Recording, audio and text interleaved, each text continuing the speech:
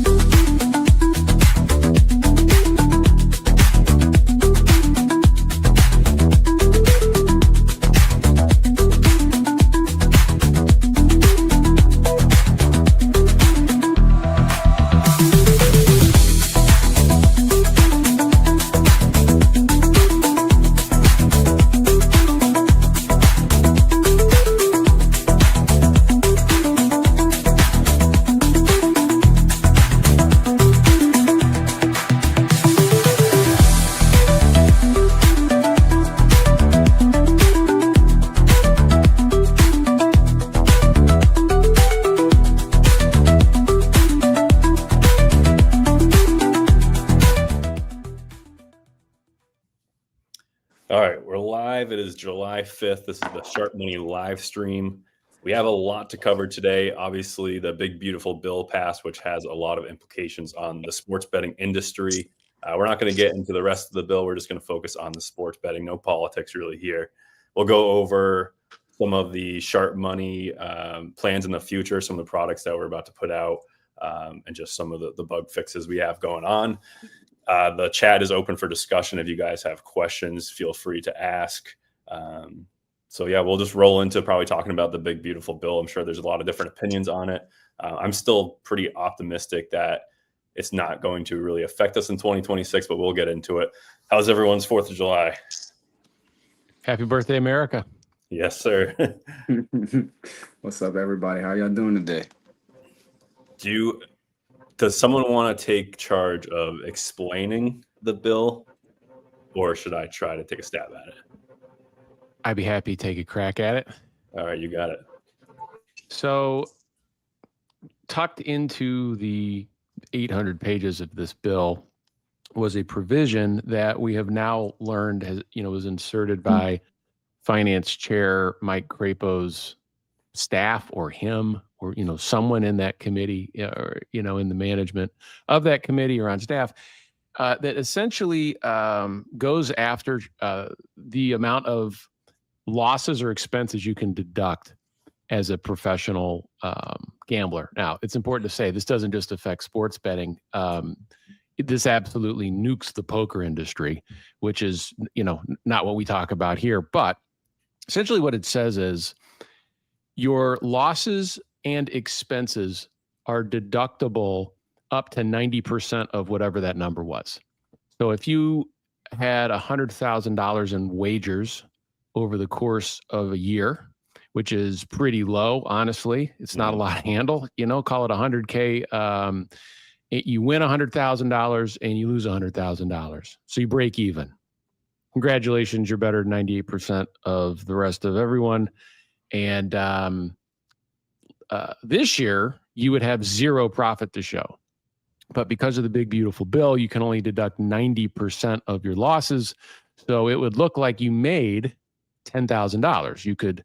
You won 100, you could deduct 90% of the 100 you lost. You show a $10,000 profit. And if you're in the 24%, 27% tax bracket, 37% tax bracket, doesn't matter. You owe between $2,400 and $3,700 on taxes on income you never made.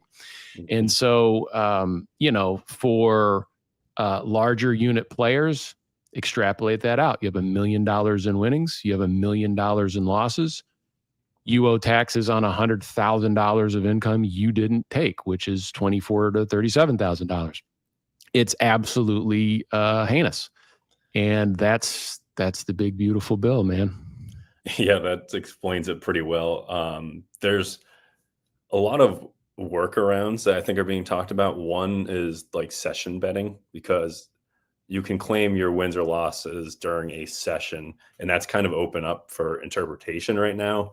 And I guess, so if you looked at the whole year as a session, which is probably really pushing the limits of what a session actually is. Feels like that sometimes though, doesn't it? But I'm like thinking as a poker player, like sessions are like, as a sports bettor, we usually claim every bet as a, the expense and a profit, or expense and profit. If you're sitting at a, cash game for poker, every hand you play, you're not counting as money in, money out. It's, that session, that day of betting or gambling would be your session. So even if you broke down your sessions into days, it could technically help. If you did it into months, it could really help. Like, I was thinking to myself, if I just did monthly, like last year I lost only 1 month, so I would barely have any losses to write off, which would be ideal. But there's definitely workarounds like that. What have you guys heard when it comes to like the session betting? Well, here's the thing. I mean, what most of the Twitter or X, gambling CPAs that are on there are saying is that the definition of a session for sports betting is not established at all. So, as is the case with taxes, most of the time you can say you can file your point of view. It doesn't mean the IRS is going to agree with it. At best, it creates a lot of uncertainty for a very large, very rapidly growing industry. And we can talk in a second about, what I think that's going to do for Kalshi and some of these event contract platforms.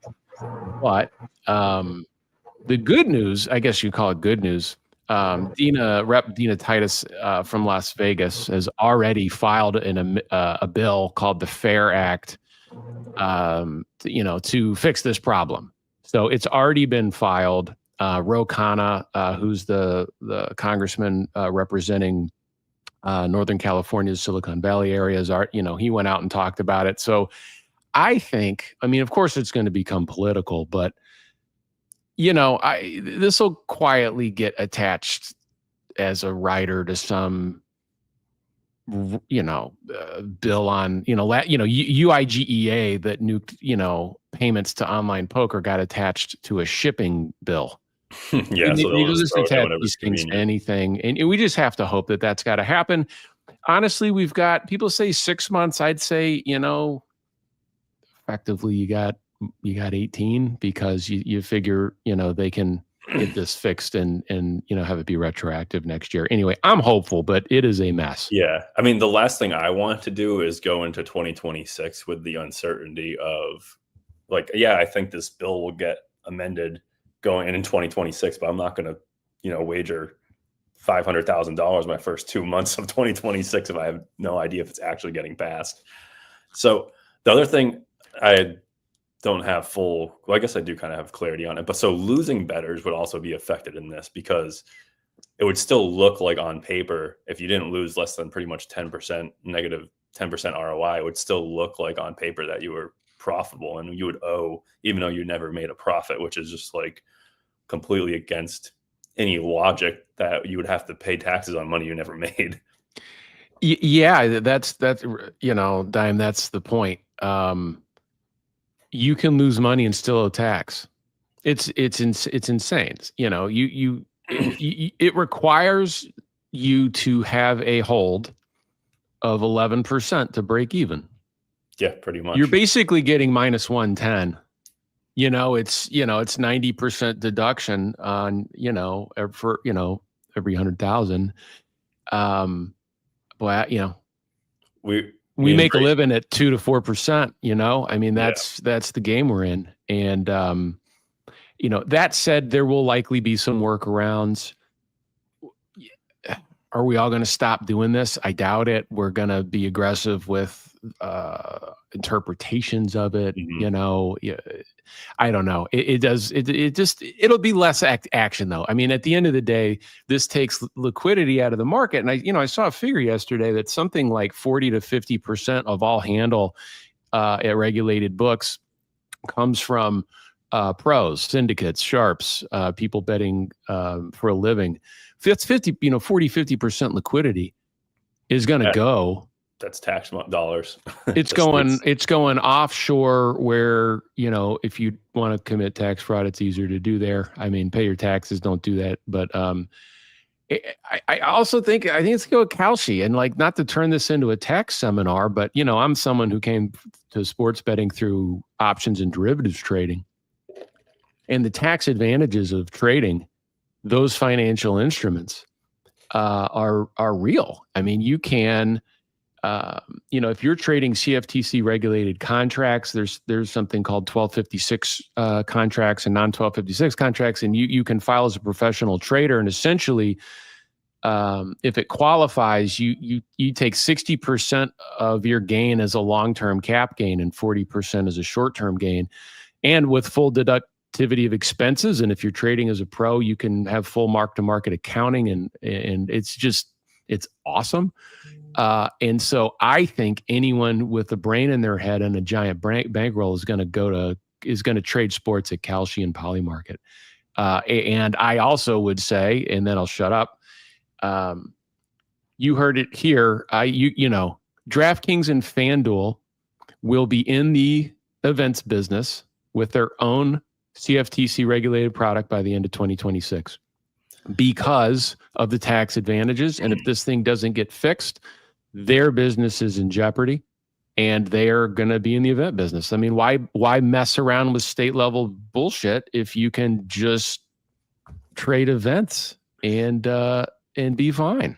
So basically, I mean, Kalshi, it's just an exchange, right? So it's peer to peer, correct? Everything on Kalshi. It's an event. It's category defined as an event, right? You're making a prediction on an event that has some economic outcome. Now that's debatable, but the momentum is certainly on Kalshi's side. That, I mean, you got DJT Jr. on their board and all kinds of stuff. I mean, they've got political momentum.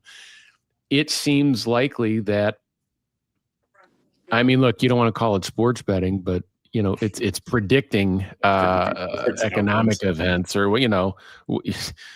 okay. Will the Pacers win by cover a 7.5 point lay? Yes or no? That is not a sports bet. Okay, sure. Fine. But if it means I can fully deduct my losses and expenses, then that's where we're going to play, man. I mean, we will go to events. That's what will happen. I feel like that's pretty much worst case scenario is somehow nothing changes. There's no way around it. And then everyone has to go to Kalshi. And that's a federal, it's legal everywhere, right? It's a federal market. That's correct. Yeah. So, I mean, that's probably the future of sports betting anyway. I actually downloaded Kalshi in a panic just to see what was going on there. It seems like they don't have, with sports side of things, it's mostly just like money, like very basic stuff, like money lines, like it is spread, like big time events. You think of it, every spread would have to be a separate contract. They're going to go there. They've already announced they're putting up college football next year. Yeah, so it's going to happen. I mean, we all know finding value in money lines prices is tough. It's rare that you find good value on money lines. They will have spreads. They will have totals. They will have player props. Yeah, they'll get there. They'll get there. The other thing that me and Brayton were talking about before is when they did propose this bill, I think I don't know what the number was. They said it would generate like a couple $1 billion of extra revenue because, they would be making 10% more with this tax on the bettors. But logically, it makes no sense. Like you said, if all the handle is from the sharp bettors and no sharp bettors are going to bet because of this tax, you're not making 10% more. So that was also a wild thing they put out there, projecting that they would make, billions of dollars in revenue by taking an extra 10%. Yeah, because everyone will file accurately and honestly. I mean, come on. Another thing that I've been seeing, some people, like you said, they mentioned, bet the offshores and don't claim your taxes. Not recommended at all. And I bet offshores, I claim winnings on my offshores. Now, will the sweepstakes and DFS platforms fall into the category of gambling? Because I've seen some people saying that this is, how is it worded? Like it's a game of skill, right? And it's not gambling. So there are people in the space saying that like your exchanges, your DFS, anything that's peer-to-peer, you might not have to pay that 10% tax. I don't know if you guys saw anything else on that, but. Yeah, that I honestly, that's not an angle I followed. I personally, I'm not a DFS bettor, as you know. Anyone else that's looked at this, feel free to chime in. Yeah, I haven't read anything on that part of it. Yeah. Yeah, me and Brayton don't have access to that stuff, so Right.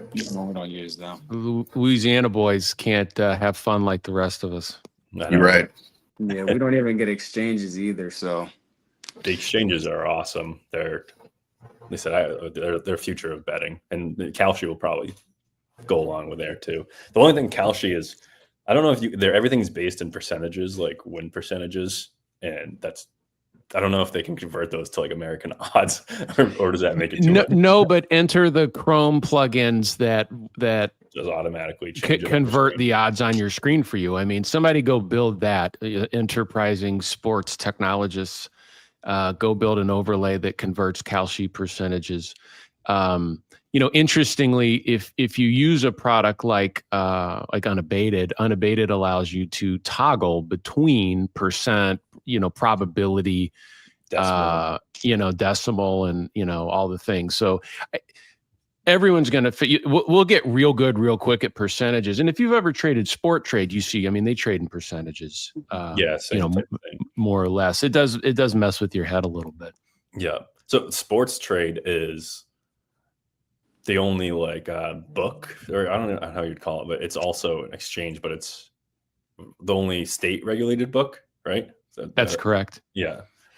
Which is only in a few different states. I know. So like New Jersey, they have Sports Trade, and that's probably why they banned Novig, ProfitX, and all those recently as well, kind of in the same grouping as all of the bill.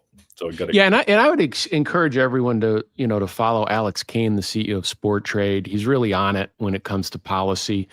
And if I'm Alex, I think he said as much, but essentially, wait a second. We're doing everything by the book. We're paying the state licensing fees. We're going through all this. Meanwhile, these guys can come in and just do whatever they want at the federal level. I'd like to do whatever we want to do federally. So I think Sport Trade will actually move to have a CFTC regulated product. And we're all watching the sweepstakes exchanges. I mean, they're still great. We love them. Conversation internally in our team on how much life those things have in them. Probably another year or two, maybe more. I think that's the biggest thing with exchanges is, sorry, didn't mean to cut you off, Adam. I think exchanges, they face a window closing on them. I think that's a big thing coming. We saw Arizona close down on Novig, and to see Arizona close down, I feel like that is one of the more popular betting states. So I think that was definitely a red flag for the exchange. The thing is that these regulators act like the consumer doesn't know what they want. The consumer wants frictionless trading of sports. They want these exchanges. They don't want to have to go up against a book laying 115 aside with these horrible spreads. They don't want this. They want to trade and bet edges without the friction. And exchanges do that. It's just a lower cost way to do it. Now it's sharper. I mean, you can get chopped up if you don't know what you're doing on exchanges, but Kalshi's the same way. I mean, you've got Susquehanna, SIG, making markets on Kalshi to hundreds of millions of dollars a year. I mean, you got some real whales on those platforms, but you can do very, very well. Yeah, it's definitely, I can't believe the markets they offer. It's like, there's obviously so much insider information that can be used inside of some of these weird markets that they're putting up there. But you can be betting on like the weather and stuff, I believe. You can. Well, I'm interested just in my background. I mean, any of these political event contracts, it's like the whale bet from France, where the guy put $34 million down on Trump to win the election when everybody in the United States was saying he wasn't going to win. What did he do? He ran his own poll with his own kind of question, and here was his edge. And we're kind of all over the place this morning, but here was his edge. U.S. pollers asked, if the election were held today, who would you vote for? And we know this phenomenon from prior years. People are shy to say Donald Trump. Yep. But if you ask the question, if the election were held today, who do you think your neighbor would vote for? As it turns out, the person will give the real answer for themselves. And he commissioned and conducted that poll, and it showed Trump winning every swing state. And he bet $34 million on it because he did his own poll. That's what's possible with these things. You can get inside information. You can build your own information. It's all fine. That's pretty cool. I didn't hear that story. That's pretty amazing. It makes sense, So other thing that was kind of just interesting talking point is so I had a Twitter post that basically broke down. I would basically, if I made 30K this year at the rate that I'm betting, say it was 2026, I would actually end up owing like $25,000 in taxes, or I'd owe 55,000 and end up losing 25 total. Anyway, that blew up. It has over 1 million impressions now, and it reached people well outside the sports betting community. And really, it was just shocking to see how many people don't understand like how sports betting works. So I would have wagered $2 million this year, and almost every single comment or like more hateful comment was like, if you have $2 million, you should just invest it in stocks or something. I know, man. I stopped commenting. So funny. People that's not how it works. People have no idea. Not at all. You just think, or like, they're like, oh, if you have $2 million, you deserve whatever taxes you have to pay. I'm like, it does not work like that. Yeah, that's you figure your average 50K bankroll will get $2 million down a year. Think about you make 25 grand on 50K. That's why we have professional gamblers, man. Yeah. It's not that hard to get 2 million down. It's slightly over $5,000 gambled a day to get $2 million. It's kind of invested in the market. And that's how I look at sports betting is like, I don't have $1 million to invest in something, but I can roll $5,000 every day over and over to invest $1 million into the sports betting market. So people don't get that concept at all. Like I said, I started with a $2,000 bankroll. In my first year, I made like 30K. If I put $2,000 into the stock market, it probably would have turned into $2,050. Instead, it, multiplied by, I don't even know what multiplier that is, but a lot. Pretty good. Yeah. And like I said, people look at the ROI.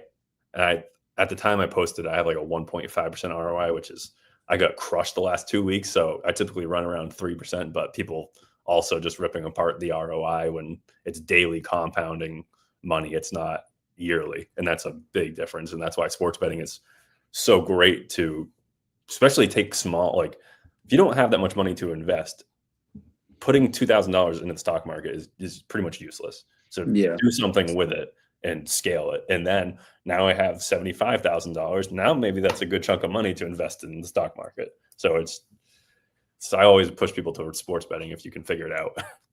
Yeah, now we're doing tax and financial planning advice here, but the way I've always looked at this is like take some percentage of your overall net worth and put it into, I'll call it alternative investments. Sports betting certainly qualifies as an alternative investment.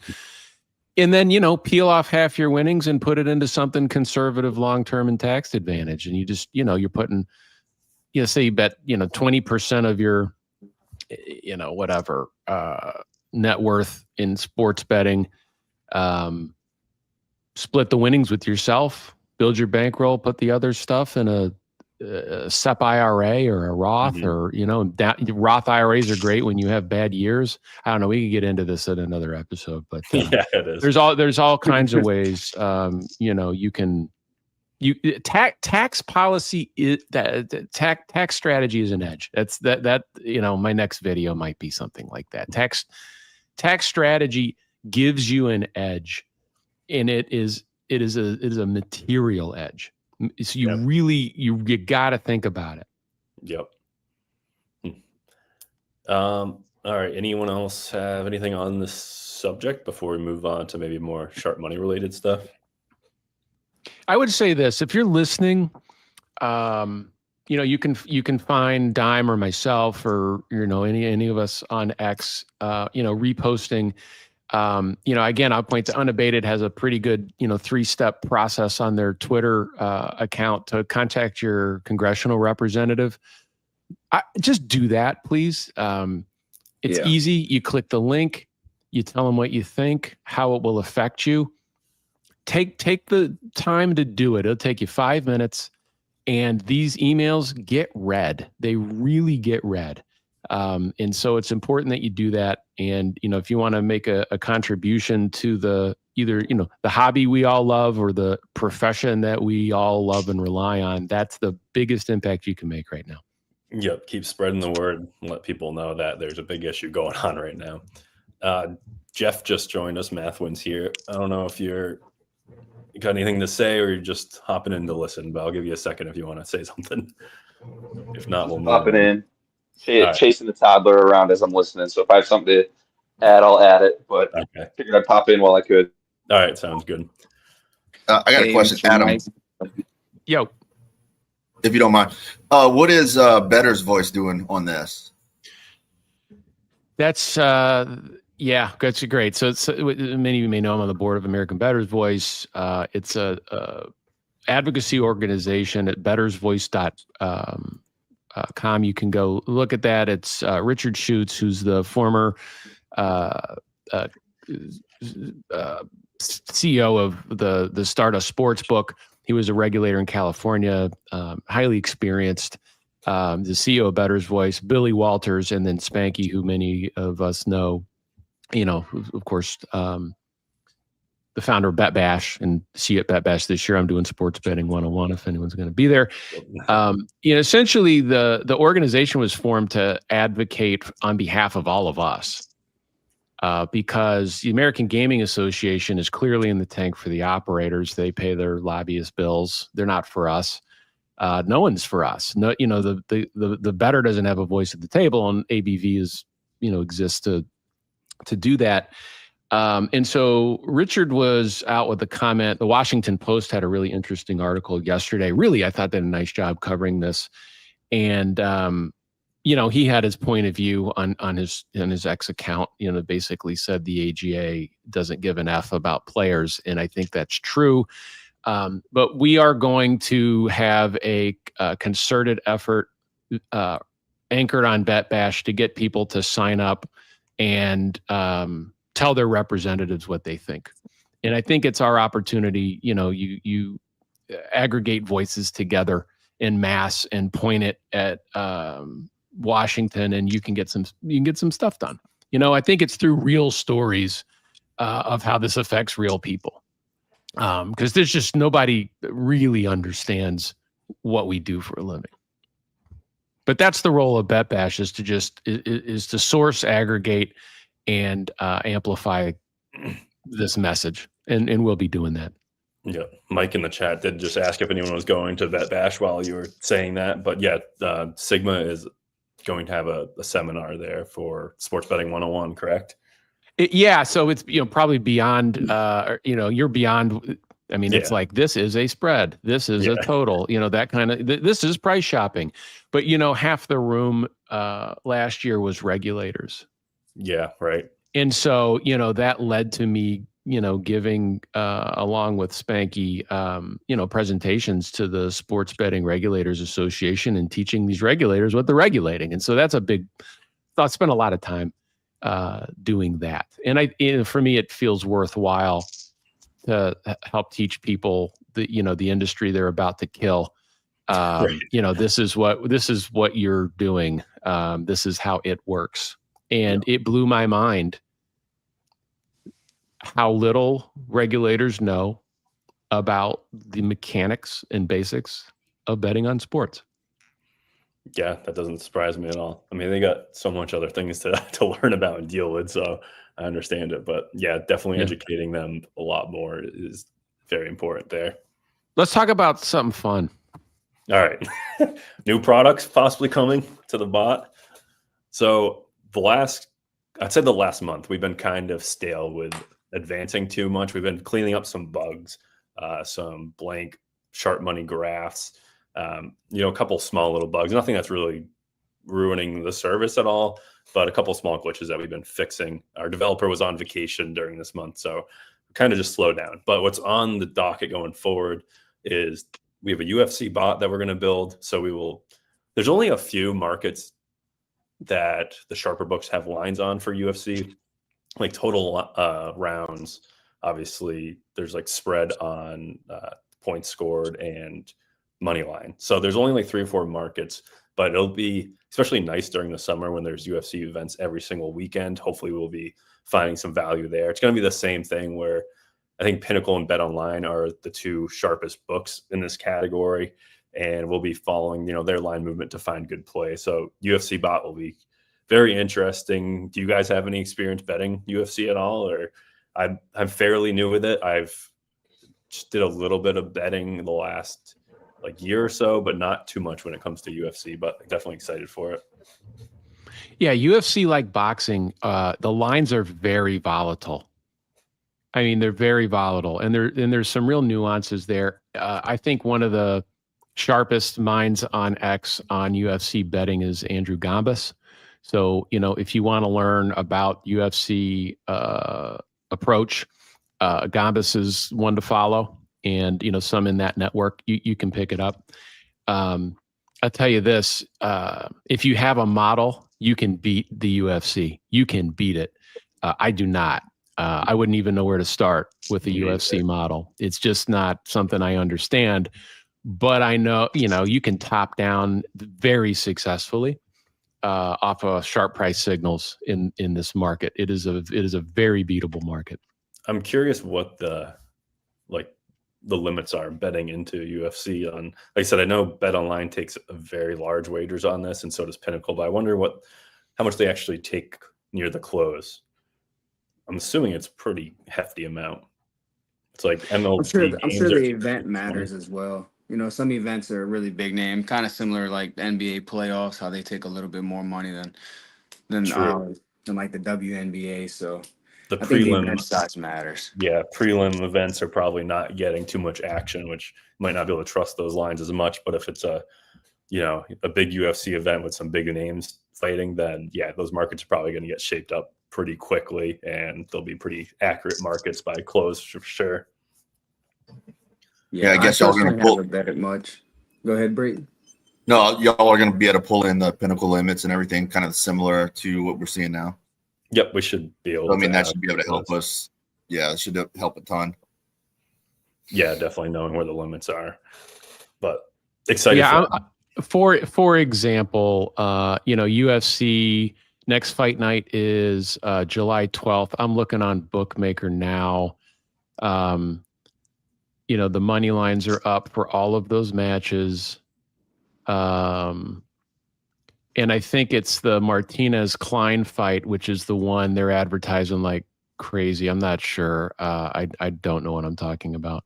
But when I look at the limit, it's $2,000 across all of those money lines a week out. I mean, it's not nothing. Yeah, that for Bookmaker too. I don't know. Yeah. I bet you those will shape up to 20,000 at least. Then that's interesting.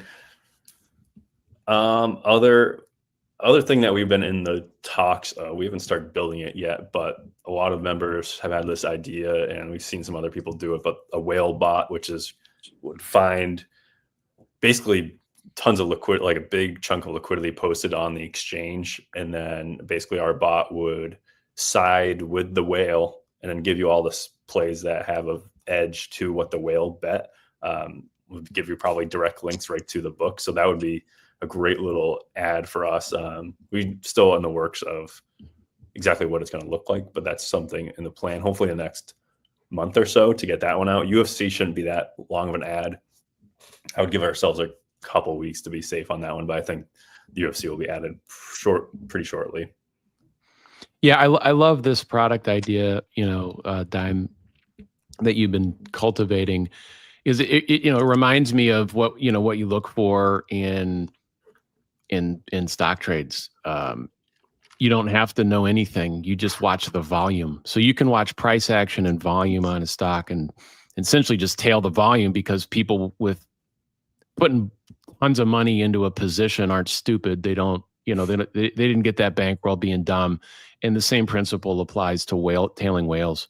It's it's almost no different than like using Pinnacle in the sharp movement there. It's you're following liquidity, and sportsbooks move their lines, where a market, they don't move their lines. It's posted with the money. So it's just a different way of viewing it. But there's Pinnacle as a book for information and reference on fair value is great, and so will the exchanges. The exchanges have so much information in there if you know how to gather it and use it. I would argue the exchanges are quickly becoming a better source of truth for prices. Once the liquidity is there, there's no doubt about it. I mean, I'm seeing player props close like plus 120 on one side, minus 119 on the other, with like $1,000 on each side. Like the markets are shaped up perfectly on like pitcher outs, like the craziest stuff. The market's getting so dialed in. Yeah, penny spreads on player props is mind blowing, but it is wonderful for the better. The Pinnacle spreads? No, penny spreads. At the exchanges. Yeah. It is not penny spreads. I mean, you got a 1 to 3 cent spread on both sides of a prop. It tells you that is one efficient market, and you just don't get that in regulated books. Yeah, pretty much every single like main line closes very, very tight. Like if you're looking pre-game, I mean, it's even so sharp bettors are obviously looking at this too. But even if I'm a rec better, I mean, you're paying way less vig if you're betting into a line that's like there's almost no vig in it. I mean, that's what no vig's called. That like you could basically gamble for free without you're money on coin flips, near coin flips. I mean, your bankroll will last a lot longer. It's harder to find the edge, but you stay in the game longer, and higher units, smaller edges is more money. You could it's why the NFL is such a great sport. Yeah, it's like I always preach for recreational bettors, don't bet right before game time because the line is completely shaped up and you're betting minus 110. You're losing 5% value. But when it comes to the exchanges, I would actually recommend waiting right before game time to get your bet in, because the market is so shaped up and there's almost no vig in there that you're pretty much just gambling, having fun without really any negative expected value. Maybe like slightly, but not too much, not 5%. That's also partially why I think exchanges can be so dangerous, and especially to the sports books themselves. There's just not enough. Well, first of all, like you said, they're kind of starting to get the doors closed, but there's just not enough publicity. Like FanDuel is advertising everywhere on every game. Like no Vig Profit X, you don't see them. Actually, funny, I listened to a 98.5 in Boston, a big sports radio station. They had a Profit X advertisement going. I was like, oh, that's interesting. But for the most part, there's no advertising. It's all word of mouth, and mostly it's just full of sharp bettors that are looking for new ways to get down money because they're limited on every account. But then there's not really promos they offer. There's not boosts. So it's what is a rec better? There's they'd rather bet on FanDuel where they can get same game parlays, and you can't bet parlays on exchanges as well. So they get a long way to go to appeal to rec bettors, even if it still makes sense financially for rec bettors to be post betting into their lines, but it's not as flashy. Yeah, promos is a big one. I think promos is even popular among the more professional bettors, or going to be professional, like EV bettors, young EV bettors. Yeah, the promos are, like when you're first getting started, promo and boost, that's how you double your bankroll in your first month, by hitting crazy SEV plays. Chuck asked about the women's tennis bots. I haven't seen a ping in a long time. You're right. We'll double check that, but okay. I think we have them. We should have them. I know women's tennis was pretty popular on the small bot, for those that actually remember the small bot. Yeah, that was probably a little 6 months lifespan on that bot, maybe. Yeah. I also had a question, and I think we've discussed this before. Someone asked me in the chat today about adding WNBA props to the bot, and I'm kind of torn on it because if the community wants it, like we could definitely build something, but I just feel like the liquidity, or how much money you can actually get down on WNBA props is pretty much nothing. Maybe you can get some down on FanDuel, but they're probably one of the sharper books. So have you guys had any experience top-down betting WNBA props? I know, obviously, Mathwin's in the chat.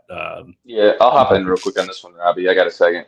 Gotcha. The hardest part about top-downing WNBA is the books that you trust. I mean, just don't have lines out.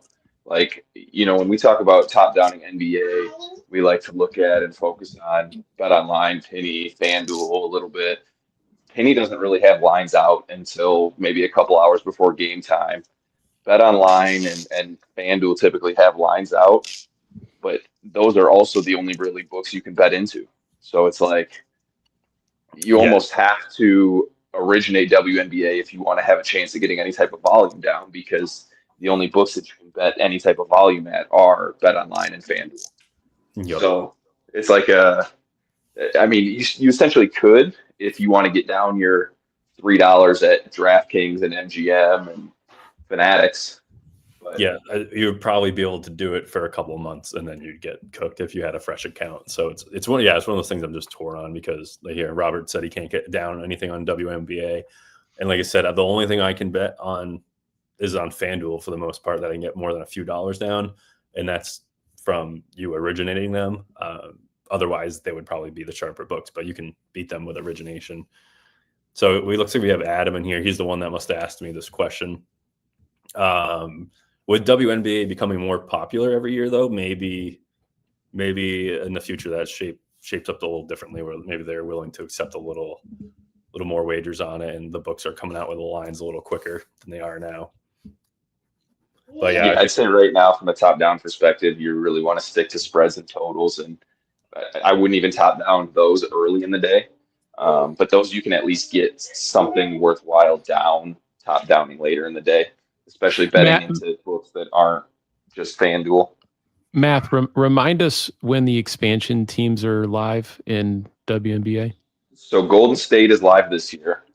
I believe it's next year they're adding Toronto, and over the next 4 years, I think they're going to add 4 teams. Detroit's coming in 2028 or 2029. Pittsburgh, there's 3 more that just got announced within the last week. So we have 4 teams that will be coming in the next 5 to 7 years, I think.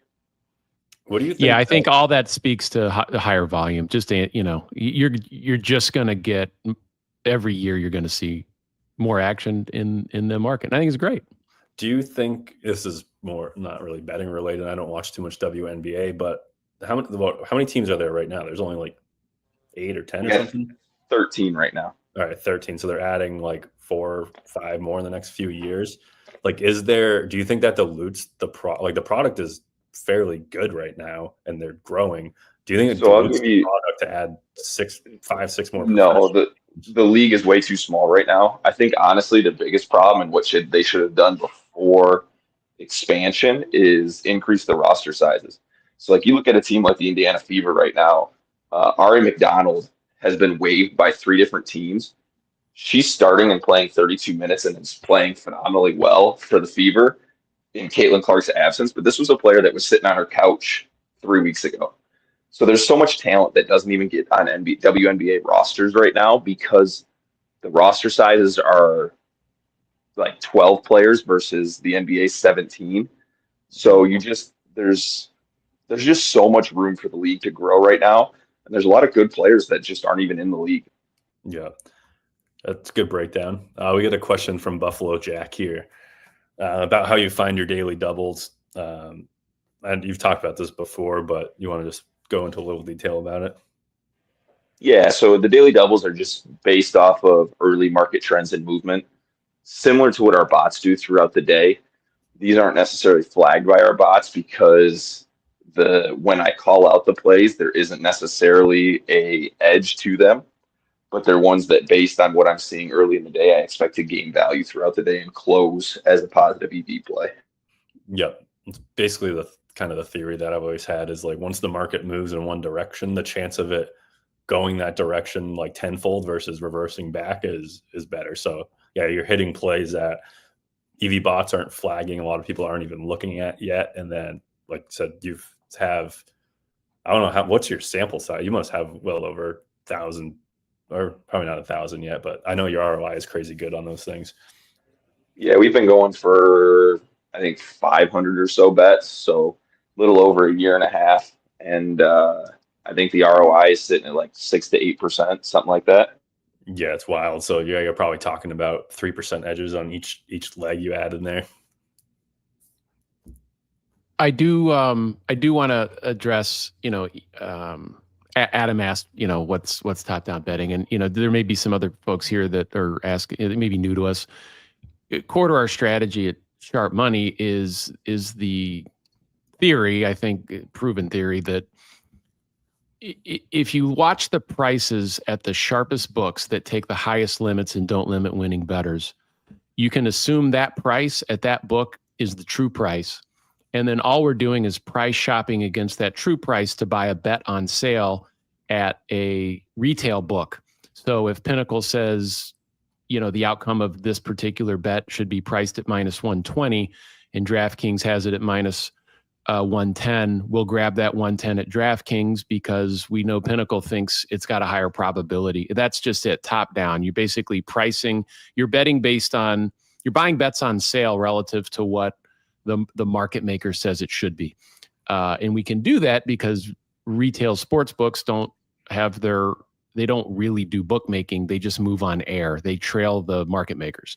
And so that's what we do here. Our bots help identify expected value against sharp book prices. And that's the strategy we employ here all day long.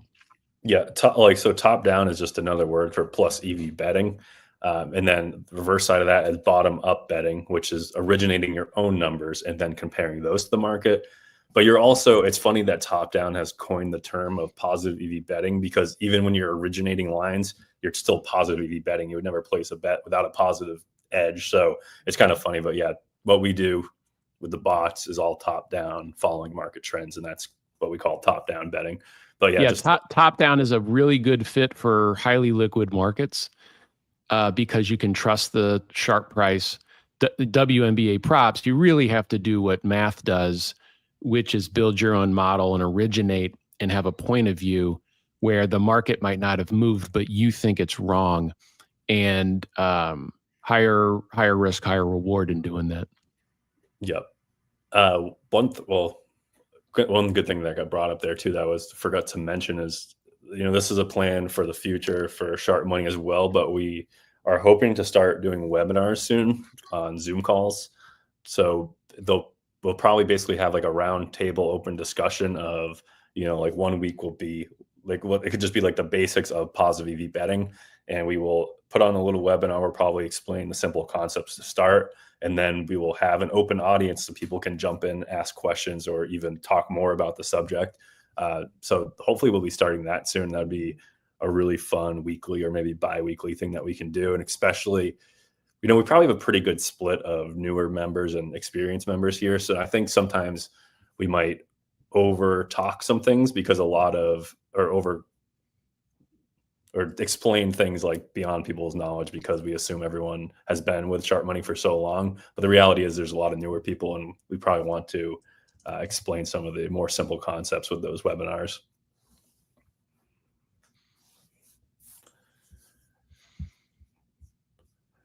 Okay.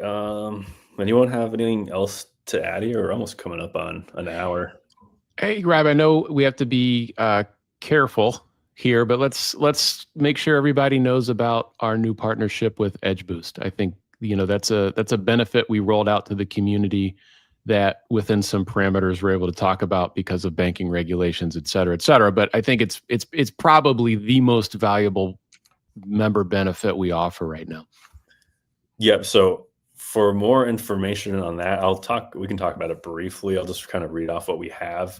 But in our Discord, the free Discord, if you go to the Edge Boost under Sharp Money Partners, you can learn about it. But essentially, if you're going to take sports betting serious, especially if you're going to file as a professional at the end of the year, it's very important to have a separate bank account dedicated to betting related expenses and your money moving in and out.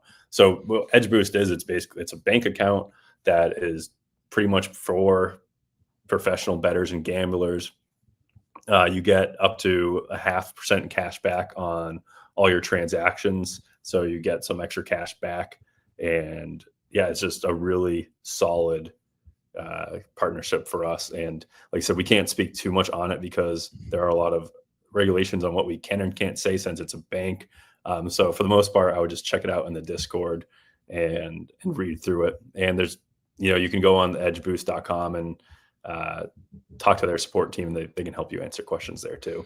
Yeah, the thing to know is if you join through the link in the Edge Boost channel on our Discord, you are they have a deposit match offer, which is great, and also starts you at their tier 3 cash back level. So if you're making deposits, I mean, the thing I like about Edge Boost, and here's as a user, as we all know, sometimes your bank gets grouchy when you try to make deposits at exchanges or other domestic books, and it's only 4 US-based books in exchanges, and the limits you can do daily, et cetera. Edge Boost solves many of those problems. Just money movement is a lot easier without having to use crypto and other stuff that you might not want to use. So do it above board. I encourage everybody to check it out. It's very helpful in moving money between the books you have. And it's a Visa card as well. So anywhere that accepts Visa, debit cards or credit cards, will take it. So you don't get cash back at McDonald's. You get it's cash back on deposits. Yeah, exactly. Yeah.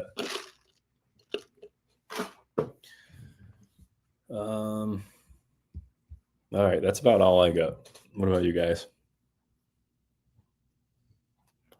I got my 4th of July cookouts today. We didn't do anything yesterday, so. Well, have fun. I got a new grill and put that to use yesterday, so that was fun. And I try, this weekend I just told myself no bets. So I'm taking a couple of days off and trying to decompress from the big beautiful bill passing and all, the 95 hours I spent on Twitter talking about it. Yeah, this is the most time I've ever spent on Twitter as well. But all right, guys, we'll wrap it up there. Good luck with your bets this weekend, and enjoy the weekend. It's beautiful in New England, so hopefully it's good everywhere else. But all right, we'll see you guys the next time. Thank you for joining, everybody.